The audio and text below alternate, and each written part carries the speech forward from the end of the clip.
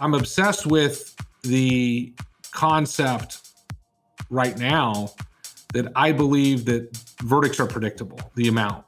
I do believe that to be true now. That's Sean Claggett, renowned trial attorney and founding partner of Claggett & Sykes. For years, I didn't believe it. Everybody says you don't know what a jury is going to do. That is not true anymore. We've done 13 jury trials that we've consulted on or done ourselves recently, where we have been within a range in 12 of the 13 based upon our big data and live focus grouping.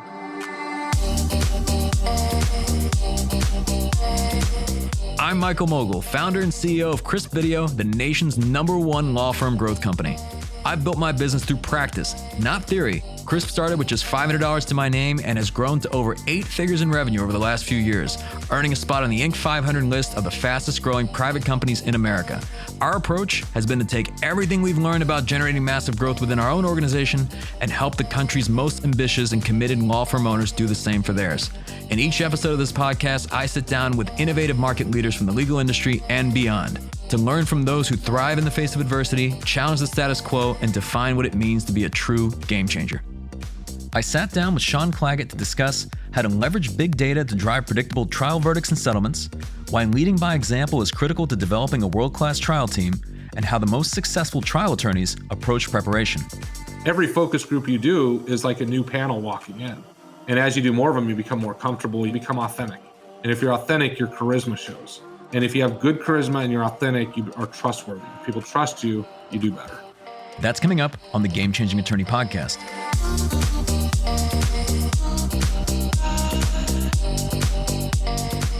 Sean Claggett is one of the most recognized plaintiffs' attorneys in the nation. As a result of his numerous 6, 7, and 8-figure verdicts, he's become an influential voice in the legal industry and often takes on the difficult cases that most other attorneys pass on. I began our conversation by asking Sean what drove him to become a lawyer. I was at junior high school and I got accused of something I didn't do and got me kicked out of school. So I was expelled and it was a miserable experience. And I ultimately was like, look, this is wrong. This doesn't feel right that somebody can just make an accusation and that's the end of it. And there really was no due process with the school district. And ultimately, my family, who could not afford it, had to hire a lawyer to intervene on our behalf and ultimately got me transferred. I was allowed to stay in the school district, but I had to go to a different school, which I still thought was completely unfair. And so that really drove me to want to be a lawyer because I just felt like, I didn't know any lawyers really. We were pretty blue collar growing up. And so there just wasn't lawyers. And so that's what drove me to do it. I didn't know really what I wanted to do in the law other than I thought that if somebody could be accused of something and get in trouble for it without any sort of I didn't know what due process was back then, but I knew that, hey, why isn't anybody listening to me? Why doesn't my side of the story matter? So I became very passionate about that. I knew I was going to be a lawyer at that point. So curious, there's 2 sides to this. There's obviously the integrity piece of wanting to make sure to deliver justice, but what were you like as a kid? Because you don't have to share as much of like what were you accused of, but were you somebody kind of went against the grain at any point? No, I got in lots of fights. I would fight bullies. It's always, I was always protecting other kids, would get me in the fights. So that was always my personality. If I saw somebody picking on a kid that couldn't defend themselves, I wasn't scared to just go throw down and get in fights. So I was constantly getting suspended for fighting, which was just who I was up until about 10th grade. But, I think that probably best describes me. I was friends with everybody. I just didn't like seeing kids that couldn't protect themselves get, picked on. It really bugged me. And so you'd see these kids who would just be like, a little different, maybe like what really bothered me and where I would always we had kids that had special needs at our school. And if I saw anybody messing with them, I would just let loose on them. Like, why are you doing that, dude? Like, you think you're a tough guy because you can pick on a kid that can't defend himself? And then of course, back then I didn't have as good of logical reasoning. So I just reasoned with fist. And, back in the day, we were younger, you could fight at school like 2 to 3 times a year without actually getting kicked out. So you'd get a little vacation, but you wouldn't get kicked out of school. So I always was good for 2 fights. The third fight, you could get in a little more of a mess, but I would get a couple fights in a year. It's interesting. It's like the way you handle conflict in your early childhood versus how you handle conflict today. I imagine the way you do it today is probably much more impactful. Yeah, I mean, it's still the idea of somebody getting bullied around and pushed around still drives me crazy. It bugs me at a core level, and which is why I feel so fortunate to do the work we do and to be able to help people that really have no access to justice. If we didn't do what we did, if we didn't do contingency work, there'd be no access to justice, and big, huge corporations would completely and utterly control and destroy this country. And they'd have no problem doing it. And what does it really come down to, right? With those huge corporations, is to make a very few people very wealthy at the expense of everybody else in society. And that drives me nuts. I have no problem with capitalism. I love capitalism, but you got to be responsible. And if you're hurting people, own up, step up, do the right thing. So I'm curious. I mean, before we were talking, before the podcast started, I know you're in Vegas now. You went to school at UNLV. What got you to Vegas? Of all places you could be in the country, how did you get to Vegas? Yeah, so grew up in Idaho, Twin Falls, which was tiny at the time, and then moved to Boise, which was still relatively small. I grew up near a dairy farm, and when I was 10, well, probably when I was about 8 or so, my dad had a business that went belly up, and he moved to Adak, Alaska to trench cable for the military.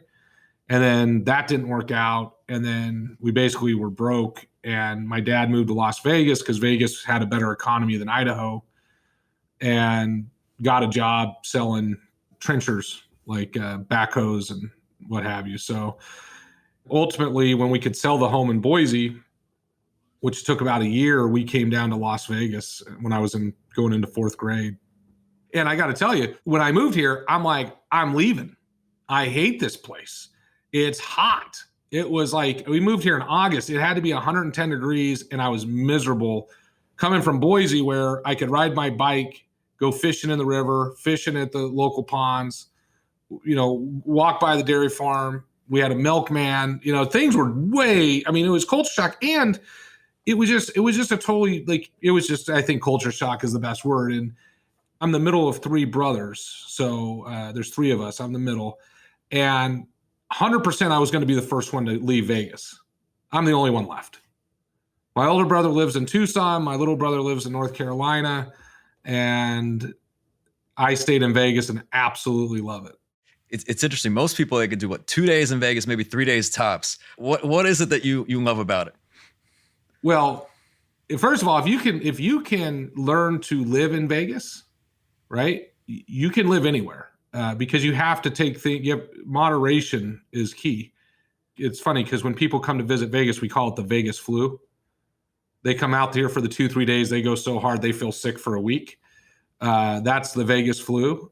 And so we like that for the Golden Knights. When the visiting teams come in, they're a little sluggish. We like that.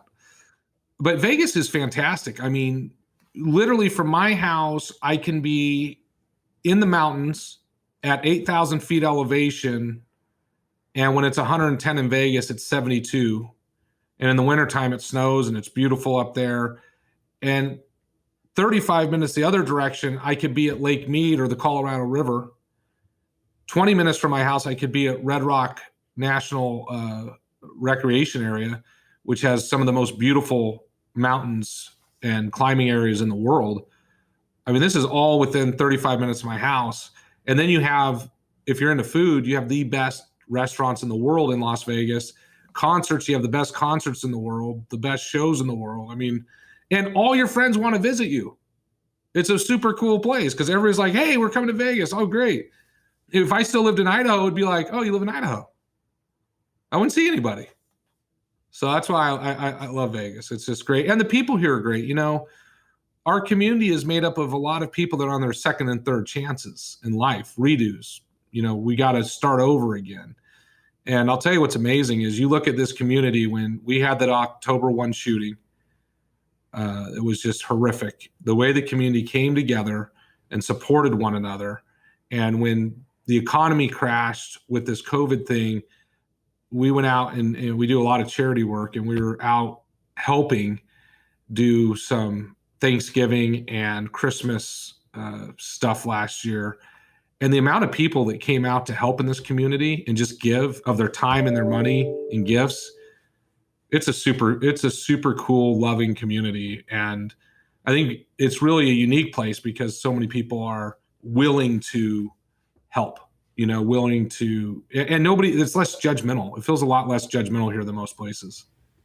Yeah. And I will say, I mean, relative to that October shooting, I believe this is right around this time. The Golden Knights, their season was about to start. So that coincided with their inaugural season. And just seeing the way the community rallied around this. You see this now with all professional sports teams in Vegas, even the Vegas Raiders and so on. You're packing out the stadiums. Like if you've been to a Golden Knights game, for someone who hasn't, I strongly recommend it. I'm a huge Golden Knights fan personally, but just the level of support in the community, you could really see it. So it seems like that's very unique to Vegas. Oh, it is. I mean, you drive around town, you will see thousands of license plates that are Golden Knights. I mean, it's crazy. I mean, this town is crazy about the Golden Knights. And I think you're right. I think a lot of it has to do I've been to all kinds of sporting events around the world and World Series and Rose Bowls and Super Bowls. I'm a huge sports guy. That first game at home after the October 1 shooting was probably the one sporting event that I can never forget because we came out and we just started scoring. And you had no idea how this team was going to be. It was new. And at the game, very few people had Golden Knights stuff on. People were still kind of like, what is this? Within a week, everybody in town owned Golden Knights something. And it was really special. And the community really just the community was hurting, and the Golden Knights became like that good thing that the community needed. And I think for the rest of the time the Golden Knights are here, it really feels like that's going to be some big benefit to them. I want to talk about just leadership. I've heard you say before that like leaders lead by leading. Like, what do you mean by that? And what do you believe makes for a great leader? It's funny. I teach law practice management at the law school at UNLV. And I had a guest speaker last week who was a very prominent med mal defense guy who I have a lot of respect for and is very, very good. He's a formidable opponent here in town. And his perception of me was that I work 25 to 35 hours a week and I make 20 to $30 million a year. I'm like, man, that must be really awful to believe that. Because that would be very frustrating, wouldn't it? If that was true. And as we're going through, I explained, it's weird, but, I still, I work a ton. And at my office, there's not any position in the office. I don't care if it's the receptionist, the runner, file clerk, paralegal, legal assistant. I've done every job in this firm out of necessity when I was building it. And so you lead by doing what needs to be done. And, people look at your work ethic. They really do. If you're the partner in your firm who's basically packed it in and shows up 15, 20 hours a week, do you really think your staff's working hard? You're the example. You're the leader. People see me working. I'm almost always the last one to leave. I'm not usually the first one here because I got to take my kids to school. But I'm always one of the last ones to leave. And a good short day is 12 hours. And so I think when people see that, they understand that what we do takes time. And you want to be great at it, then you got to spend time being great at it. These trial lawyers that people see that have all this success, they're completely misled. And, and I'm going to use Joe Freed as an example. Everybody hears Joe Freed's short trial, like his speed trial, right? Oh, that's perfect. Look, you can get it done and get all $20 million in 2 days. They have no idea how much time Joe puts in to condense a trial like that. That is one of the greatest skills anybody I've ever seen in my life. I mean, Joe Freed is amazing. But the misconception is that it's easy to do that and that the lazy lawyer is thinking, oh, I don't have to work as hard. I can just get this done and it'll be simple. And that's just, it's not true. Doing what we do, the great lawyers, all the great lawyers I know, Brian Panish, Mark Lanier, Joe Freed, any of those guys, Alex Alvarez, Bob Kelly, it doesn't matter. You go around the country, they all work their asses off, and they know the cases better than everybody else because they've spent more time with it, And so I think that common trait is shared between successful leaders, and all those guys look at their firms. They have very successful firms. And Sean, I'm glad you went there, because I want to dig in deeper into that, because for people listening, it's important to really talk about the process, because from the outside, I don't know that everybody sees it. Like Joe Freed, who you mentioned, when he was on the podcast, I'd ask him, hey Joe, what did it take to become the nation's preeminent trucking lawyer? And he said, well, all I did was just give a presentation. I spoke to lawyers on trucking every week for 10 years straight. Every single week for 10 years straight. And when you hear this and again and again and again, you hear about like the commitment necessary, the process that's involved. What do you believe makes for a great trial lawyer? Because I've heard you say things like sometimes it's charisma, sometimes it's preparation. What are some of the things you think make for a great trial lawyer? Right. Well, that's a really good question. I've given this a lot of thought actually over the years, because I've taught a lot of people. And there's some people that just have, I call it. They have it. And just because they have it doesn't mean they're going to be a great trial lawyer. It just means they have a more likely potential to be a great trial lawyer. So I think there's individuals that just have a natural charisma, that people are drawn to them. And they have that personality that people want to be around them. But to be a great trial lawyer, you can't just have that. You have to be extremely detail-oriented to the facts of your case. You have to know all the facts of your case, because as a plaintiff lawyer, we only have one chip. It's a poker term. You got a chip in a chair. Well, you push that chip in, you're all in. When you go to trial, you're all in on your first chip. And it's the credibility chip. And if you lie or you misrepresent one time, you're done. That jury's going to hold it against you, and it's bad news. And a lot of the times, not all the times, a lot of the times, it's lack of preparation that creates the appearance of dishonesty and lack of being trustworthy, because you say something that you don't know for a fact to be true. And so we spend a ton of time with my office making sure the attorneys know you have to know everything. And that means it requires you to go through every single document. Any document that's in that pretrial disclosure that the plaintiff or defendant may use, you better understand what's in it. And it takes time. You actually have to read it. I can't tell you how many times. I do a lot of consulting. So my days are spent either doing trial, prepping for trial, or consulting other attorneys for trial. That's every day, 5 to 6 days a week, 12 hours minimum a day. That's what I do. I can't tell you how many times attorneys come in and they have no idea about the facts of their case. They're completely unprepared, and they're coming to us to help them. And I'm like, how do you expect us to help you if you don't even know your facts of your case? And it happens all the time, and it becomes something that is explainable. And here's probably the biggest thing to being a great trial lawyer: reduce the number of cases you have. Most plaintiff lawyers have way too many cases in litigation. Our firm averages about 8 cases per lawyer, which is about all a lawyer can really do. You get to 10, 12, you're pushing it. The average plaintiff firm, their litigation attorneys have 50, 100, 150 cases in lit. Good luck. Which of those 150 clients are you going to not screw? 2, 3 of them maybe? The rest of them, you're just like, oh, well, sorry about that. We couldn't actually dig in on your case. It's really an unfair thing to do to those clients. So that's the other thing. I think what makes a great trial lawyer, have the time to spend on it. And then something that's really important that I preach to my own attorneys and all my law students is, as a lawyer, you are a commodity, period. Don't kid yourself. You can invest in yourself as a commodity, or you cannot. And I use the analogy of, imagine a kid that grows up playing golf, and he works every day. He goes out on the range every day, and he practices.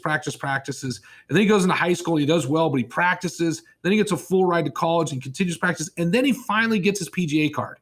He gets his ticket. He's like, man, I made it. And then he stops practicing. And a year or two later, he loses his car and he's out, and everybody says, what a waste of talent. Well, that example, you're like, no, who would do that? That's crazy. Well, 95% of all lawyers do that.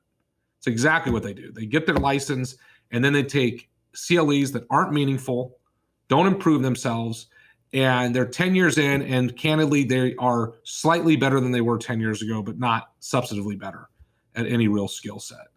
And so that's a problem. And so invest in yourself as a commodity, I think, is a huge reality that lawyers need to accept. When you do that, you start to become a great lawyer, because as you're learning from other great lawyers, you'll see, hey, that might work for me. That might work for me. And you start putting together a tool chest that has all these different tools, and some of them will work for you. Some of them, they just won't. They don't fit your personality. And so you end up in a position where you become a better trial lawyer. And then the last thing I will say, as to become a great trial lawyer, you got to do focus groups. You got to do lots of focus groups. We don't get into trial nearly enough today to be effective trial lawyers without focus groups. Our firm does probably 200 focus groups a year, 4 or 5 a week. I myself do about 100 focus groups a year. I've done over 800 of them over the years. So that's a really critical thing, because when you do those focus groups, what's fascinating is the unintended consequence of focus groups is you become really, really good in front of a jury, because you necessarily have to, because that's what you're doing. Every focus group you do is like a new panel walking in. And as you do more of them, you become more comfortable, you become authentic. And if you're authentic, your charisma shows. And if you have good charisma and you're authentic, you are trustworthy. If people trust you, you do better. Sean's success in the courtroom is no accident, and him understanding every detail of his cases isn't just an ideal, it's a non-negotiable. I asked Sean at what point in his preparation does he know that he's ready to take a case to trial. So I never feel 100%, because I always feel like there was something more I could do. It's always this like sinking feeling in the back of my head. When I know I'm ready is when I've read every deposition, I've prepared every question that I intend to ask, at least initially.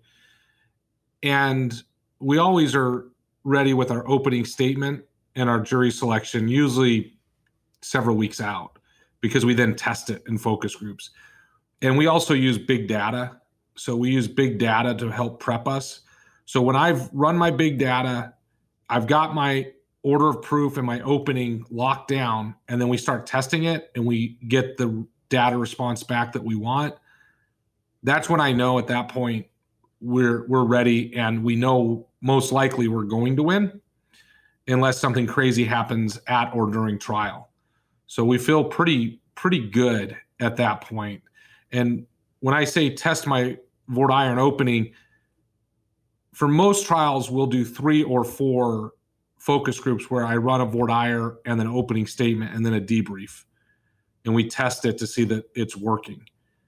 And there's certain, without getting too technical, there's certain things we look to test that's working. I am curious, were you always this way, or is there something that happened, like some experience in the past where you had to learn the hard way that now, has kind of led to you now being, almost wanting to over prepare? Yeah. So the very first plaintiff personal injury trial I ever did, I had done criminal defense trials. I'd not done plaintiff personal injury. I didn't even realize you got a rebuttal close as the plaintiff, because I was so used to being the defendant. And this was a rear end crash. My lady got rear ended. Now my client had died. So I was just doing the trial to do it, because it was basically a free trial to kind of learn. And I wasn't prepared. And I wasn't prepared because I was lazy. I wasn't prepared because I didn't know how to be prepared. It was very different. But I will tell you, when I lost, that jury came back and gave a defense verdict on my client got rear-ended. How you lose that case, I don't know, but I did it. I found a way to lose a case where my client did nothing wrong. And it created terror deep inside my soul that I wasn't prepared. And that fear prevented me from trying a case, a personal injury case, for 7 years. For 7 years, from 2005, when I lost that trial, till 2012, I did not try any personal injury cases. None. I was terrified because I wasn't good. And I didn't know how to be good. I didn't even have a clue. I didn't know I just didn't know. I didn't understand how you could be a good personal injury lawyer. It didn't make sense to me. And there was nobody out there, really prior to probably 2010 that was really trying to teach people how to be really good at being plaintiff personal injury lawyers. The old school plaintiff lawyers were like, oh no, just send your cases to us and we'll take care of it. And it was a terrible feeling. I mean, it was really a terrible feeling. And I was very fortunate that my wife, I'm very entrepreneurial. I did get a nice verdict in a civil case that led to me getting a Denny's restaurant as a fee in a lawsuit. So I own a Denny's restaurant up in Reno. And then I started a company called World Series of Fighting that is now Professional Fighters League that you can watch on ESPN any given night. Gosh darn it. Look, I'm just going to apologize to everybody on this podcast listening that hears that beeping noise. I don't even know how to make a copy, let alone the major task of making sound stop happening on my computer. So I'm sorry. So I was the original CEO of that company. And so I was setting all this stuff up, doing all these other businesses. And my wife was like, can you please just try to be a trial lawyer, please? And I'm like, sure, let me do that. And so I did that. And my wife said, give me 3 years. And so I really spent the next 3 years. And the first CLE I went to was Dorothy Clay Sims. And I was blown away. I'm like, oh my gosh, there's a system for taking doctor depositions. And then at that seminar, this had to be in 2010, she said, there's a couple must-read books that everybody's got to read. And one was Rick Friedman's Rules of the Road. And the other was a couple by David Ball and then David Ball and Keenan, which was David Ball on Damages and The Reptile. I immediately bought all 3 books, became enamored with the teachings in those books because there was a system.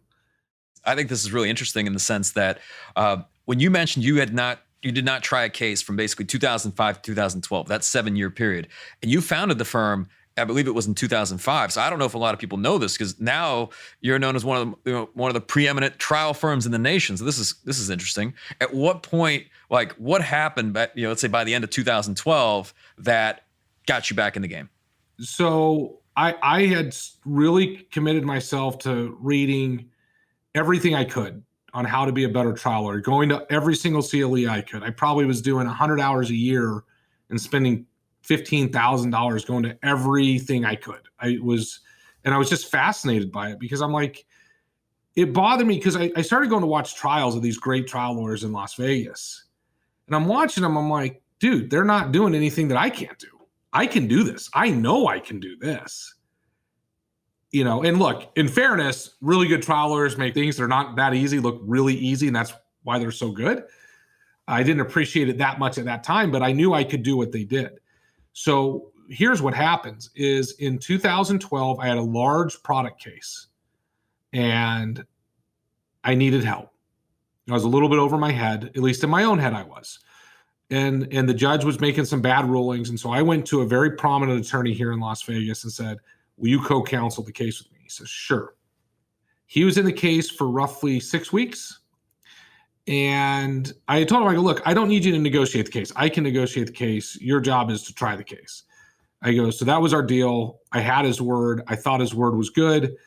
And he turned around and settled the case and basically called us in the day before the trial and said, me and myself and the client said, you guys need to take X dollars or I'm not showing up, essentially.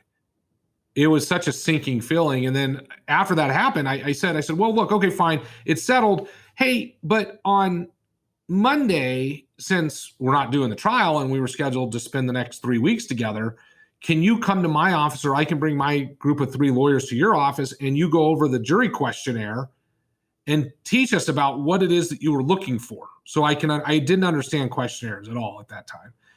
And his response was, no, I'm busy. I'm like, you're busy? So then a week later, I'm having lunch with him and his wife. And I said, hey, our firm donates 2% of every fee to charity. I'd like you to donate 2% of your fee, which they got $1.4 million for 6 weeks of work with no trial. Quite the fee, which I'm asking for $28,000 of their $1.4 million. $28,000 to give to the Challenged Athletes Foundation, which is a charity that we're really involved with. And response was, it's not in the budget. I felt so betrayed by the process that had happened. I said to myself, I will never I will try every case myself. And so then a few months later, an attorney up in Elko asked me to come try a case. It was not a good case. It was a very difficult case. Now, remind you, my last trial I had done that was personal injury was 2005, and I lost. But I went up to Elko and I won what I consider the most impossible case ever to win.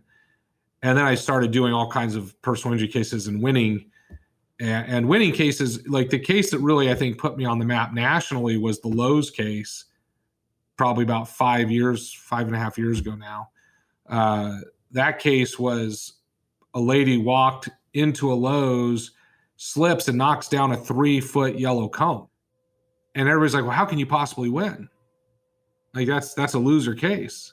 I thought it was a loser case too at first, but I focus grouped it and got a totally different response. And I focus grouped it again and got a different response. And third focus group, I got a bunch of right-wing tort reform folks on the panel, and they still hammered them. And so what I learned is that the key to being, for me at least, to being a great trial lawyer was truly do your focus groups and understand what they're telling you. Because in the Elko case, that case involved a pedestrian who was eating a hamburger, talking on a cell phone, and didn't look left before entering a crosswalk where the traffic did not have a stop sign. So it was really important for her to look left. Well, she doesn't look left and she gets hit by a car. And in our focus groups, we're like, well, how do you win this case? I mean, gosh, you can't just dart out in front of cars. That's pretty dangerous. And we learned that in Elko, it's a very high pedestrian community, especially downtown. Everybody walks around downtown. And there's an overwhelming sense that cars need to slow down while they go through town. And that became our bumper sticker for the trial. You have to slow down when you go through town. We got that from focus groups. And then the Lowe's case, we learned that the yellow cone, that is the indication that a company is aware that they have a problem, but they're in the process of fixing it. Well, in this particular case, Lowe's left these cones up 24/7, and they had ongoing leaks that they were aware of, and they just let them leak, and they just put the signs up and said, well, customers, you're on your own. Well, I could not have predicted how much people hate that. That is not okay, by the way. If you're a business and you're out there doing it, trust me, people hate it, like a lot. And so when I got involved in the case, that case had been litigated for some time, and the defense had kept using these pictures of the cone. Well, unbeknownst to them, that was going to sink their ship at trial. They didn't even know it. And so what they thought was their strongest part of their case, we used Gary Johnson's judo method, and we went and judoed the heck out of that and made the cone our strongest part of our case. So we own the cone at trial, not them. So this is fascinating to me, of going basically from taking a massive confidence hit early on, right, over a span of several years, and then the case that you take on, literally the first case you decided to try in 2012 was probably one of the most challenging cases you could have taken on. And was that just basically facing your fears or essentially trying to build confidence as quickly as possible? Or was it just from the standpoint of like, well, I've got to do something? I had been for now years really working on my craft. And I hadn't had a chance to try a case. And so it was the result of me needing to go try a case. I had to face my fear. I had to go try a case. And that's what I did. And it felt so good because to win that case was just like, it went from like, I don't know how to try a case and I know I failed a client, which is a paralyzing fear. Like the fear of loss for most lawyers prevents them from ever being a trial lawyer. Being a trial lawyer, your competency is put on display for everybody else to see every time you go into a court. There's no hiding. You know, we all need those people that can draft really well, but most of the attorneys out there, I call them pencil whippers. They kick your ass with the pencil, but they're not going to beat you in the courtroom once you get there. If you can survive their onslaught of motions and nonsense during discovery and you can get to trial, now you're on your turf. And so that case was a strange one to decide to go with, but it was awesome. It was awesome. And it seems like it hasn't stopped ever since, because Sean, I mean, I'll even say for the last couple of years, anytime we've invited you to anything, every time we hear, well, Sean can't make it, he's either in trial, preparing for trial, and I don't know if this is, either you're not interested or you actually are in trial, but it seems like you've now become so obsessed just with being in the courtroom, instructing other lawyers, and I would also say, I mean, to an extent, that you are the firm that other attorneys turn to handle trials for them. Yeah, I mean, I mean, we handle, I think we're in 17 states right now with cases pending where we have litigation ongoing. So we come in all over the country and help.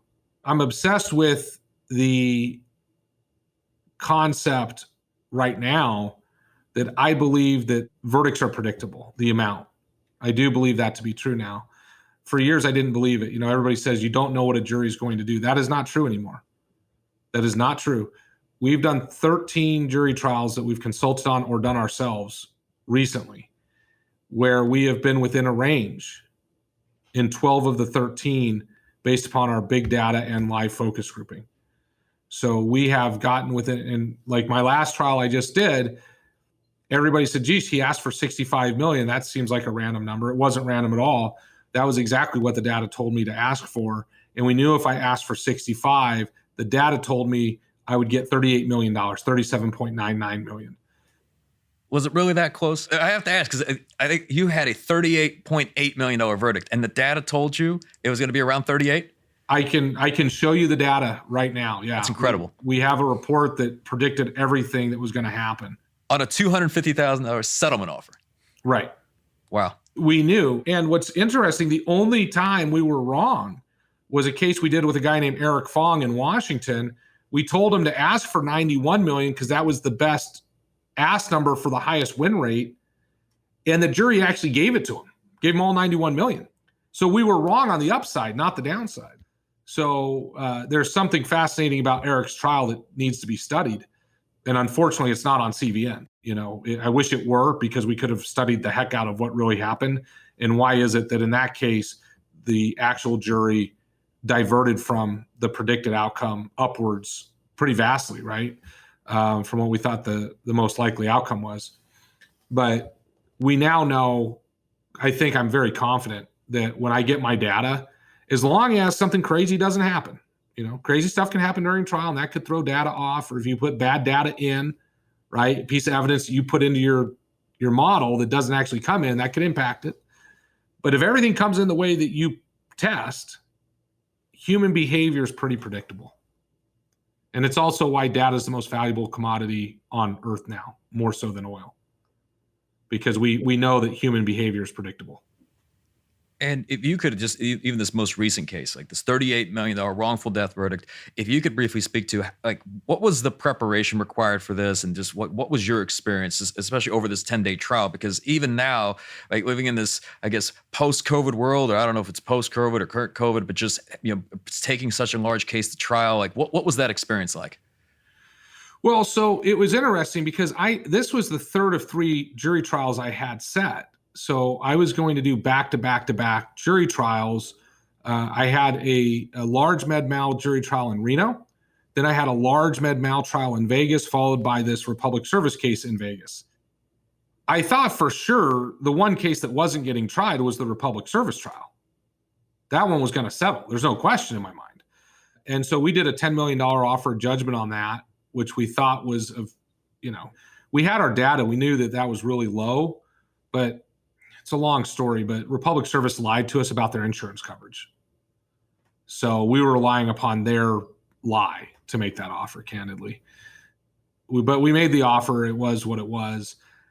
The other 2 cases were med mal. Those are very hard to settle. We oftentimes try our med mal cases, which are a blast to try. I love med mal. And unbelievably, we got a record settlement in Reno, and we got an unbelievably large settlement in Vegas. And those two, unfortunately, I had prepped within days of the trial starting on both of those. So we had our order of proof, our jury selection, opening statements done in the can, ready to go.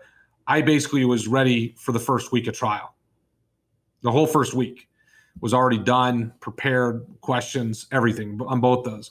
So it was quite time consuming. Unbelievably, Republic Services doesn't accept the offer of judgment and instead offers $1 million right before trial. And so I was like, oh my gosh, I need to learn this case. I didn't know the case. My partner, Will Sykes, brought the case to the firm, worked it up, did an awesome job. And so I had to learn everything. And I'm like, dude, there's like 26 depots. It wasn't a small case.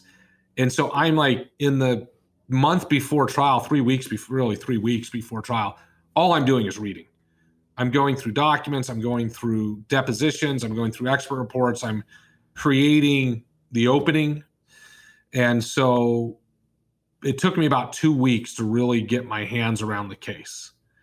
When these aren't normal weeks, these are 100-hour weeks, right? I mean, these are normal weeks. So it took a couple 100 hours to get everything.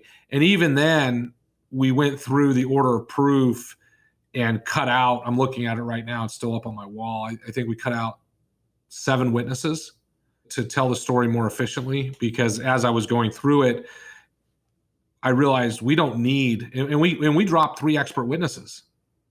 We got rid of half of our experts we got rid of. Like, we just don't need them. And that's always a hard thing to do, right? Because you spend the money on these experts, you think you need them at trial, but if your data is coming back telling you don't need them, what are they adding? I mean, the only thing that does is give the defense some fodder, because the reality is a good defense lawyer or a good plaintiff lawyer will make way more headway with an expert than anybody else in the case, because you can make them look really bad, and it's not hard to do. And so, I think the less experts, the better. And I'm always shocked when the defense gives me the experts they give me to mess with, because they're always terrible.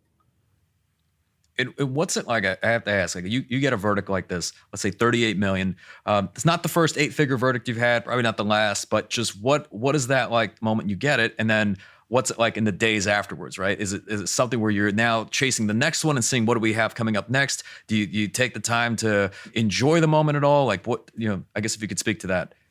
Generally speaking, I have a very weird emotion about verdicts. The amount of time that you put in and the process you put in and the relationship you develop with the clients. I ended up becoming very close to the clients over the month or so before trial. I was at their house constantly. I was at the graveside of Jasmine, our little girl. I became friends with them. It's an awesome family, just awesome. And so you develop this relationship, and the emotion that goes into that trial, when it's done, win or lose, it's a real down. It's like an emotional low. And it's hard, like, because everybody expects you to be happy, but it's a weird, I can't really explain it emotionally. And in this particular case, we weren't happy with the result. Like, we were happy with the compensatory result because we knew that was most likely going to happen, but we should have gotten punitive damages. And that's an issue that's still we've got a motion for a new trial on that. The jury did not fill out the punitive damage portion of the verdict form. And the judge, when she saw that, told him, oh, you just need to mark no to all those questions. And the judge, we have an awesome judge. The judge is amazing, but she made a mistake. And the jury went back for 10 seconds, marked no real quick, and came back. So I think we have a really good argument that we'll get a new trial on that. So it was emotionally, extremely gratifying for the family, because like the part that was really I was proud about is that my relationship with the client, she trusted me. And I explained all the data to her. I showed her the data. Like, we could show her this. Like, listen, my thing was, if they don't get over 30 million, I don't think you should consider the offer. And in that particular case, they had offered $1 million. The $250,000 was their top offer up until 2-3 weeks before trial. After jury selection, they offered $2.2 million. After my opening statement, they offered $10 million. And at the close of my evidence, they offered 15 million. And I talked to my client each time, and she's like, if you think it's 30, then it's 30. And so it feels very good to know that my advice to her was right. 30 was the right number. And so it's a very good feeling. So that part of it was awesome. And then the part that I really enjoyed was just hugging every member of her family. And then we immediately went to an awesome Mexican food restaurant and celebrated with them. And that makes me happy. And it makes me happy to know that the courage that it took for the mom to fight, which couldn't be easy. I can't even imagine being a non-English speaking mom in a situation where your daughter's died, where the cops are saying it was your daughter's fault, or public services saying it was your daughter's fault, and then having the courage to fight through that, and then trust the relationship we developed to trust us enough to get her to the right number. That's pretty cool. While money is a motivator for many law firm owners, it's not the driving force behind Sean's commitment to his clients. I asked Sean what keeps him going.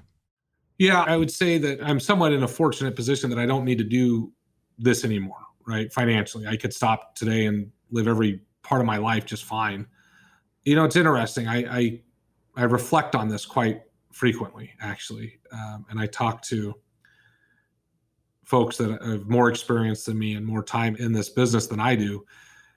And every trial you do, it's a huge commitment. I mean, it's a commitment of time. It's an emotional commitment. You're allowing yourself to open up and be completely. It is so hard. I mean, I cried a lot in this last trial because I really got to know the loss and the pain. And I remember being at the gravesite of Jasmine with her mom and her sister. And it was just this, it was terrible. I mean, it was just emotionally, it doing what we do takes a toll on you emotionally. And candidly, I think if you're a plaintiff lawyer, you're not in some form of therapy where you can talk out these emotions, probably a mistake. But every time I take on the next case, it's vindicating the right of somebody who never wanted to be there to begin with, right? And thinking about what they go through, it's like, oh, I didn't want, whatever the next case is. Like we have a case up in Elko coming up, a med mal case here in a few weeks that we're going to go try. We have a CEO of a credit union who was coming out of a restaurant and a drunk driver hops up on the sidewalk and hits him and he gets pretty hurt. He goes to the hospital. He's going to live. He's fine.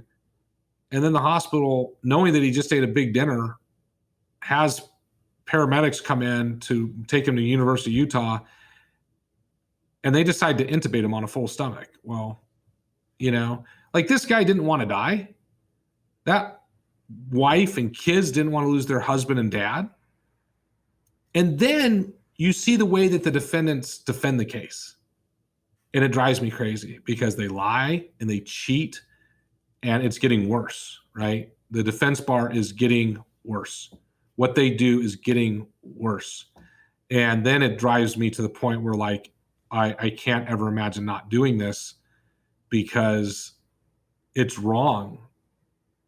And there's right and wrong. I see that in what we do. And I really do believe at the end of the day, we do make the community safer. There are industry changes that happen because of what we do. And so that's why I do it. And then I love when I see a family start a charity in their kid's name. And so that memory of their loved one lives on. And because people always ask, they get that call, who is Jasmine? Oh, let me tell you about Jasmine. And that makes you, that's awesome. So yeah, I mean, it's a weird thing, but the money isn't the driving. I don't even really think about that at this point, just weird, but I don't. Yeah. And I will say, because I know you spend a lot of time working with other trial lawyers, putting out a lot of educational content for them, inspiring them. Like the work that you do is important. And I recall a podcast we did with Robert Bilott, And we were talking about that case. And I asked him at the end of this, I was like, so what can be done, right? Because you still hear about these large corporations, and so much of this is always so much ongoing. And he said, well, the best thing you can do is educate and inspire other people so that you can continue to make a greater impact. So this being the Game Changing Attorney podcast, as we come to a close, I have to ask you, like, what does being a game changer mean to you? Well, I think the biggest thing is for me, is to not monetize your knowledge to other plaintiff lawyers. I'll never monetize it. I'll always give it away for free, because I agree, the more information that we can give to other plaintiffs so that they can be successful, that's when you start to effectuate change. If AIG has to pay me 20 or 30 or $40 million on a case, so what? If they've got to pay 20 or $30 million to 200 lawyers, they're going to go in and fix whatever the problem is. They're going to start addressing it. But it can't be done by one lawyer. And so I've always been very adamant that I'll never, ever charge for teaching. I just won't do it. It's something that is, I believe we owe it to each other to share our knowledge with one another freely and openly, and to honestly try to help each other. There's plenty of business out there. If you're worried about your business, then you're in the wrong field, because the more you help people, the better. And I'm a big believer in financial karma. Like, if you do the right thing for the right reason, you'll be taken care of. Don't worry about it. Money will find you in the end. And so I live my life that way, and I'm proud of it. I'm very proud of the fact that I think we've impacted certainly the bar in the state of Nevada. I can say that confidently, that I'm so proud of the lawyers in our state and how many of us do jury trials here. It's really it's so cool. At any given time, you can walk up and down the hallways and you've got 4 or 5 personal injury lawyers going at it, fighting for their clients and getting great results. So it's super cool. So I think that's what it means to me. And it seems like if worse comes to worse, you could always fall back on the Denny's restaurant. I guess a story for another day. Hey, listen, that's the best fee I've ever earned in my entire life. And that is a very, very fascinating story for another time. I want to give a huge thank you to Sean Claggett for taking the time to speak with us today. What particularly resonated with me was when Sean said that attorneys are a commodity, and to break through the barrier between good and great, you must continuously invest in yourself and level up.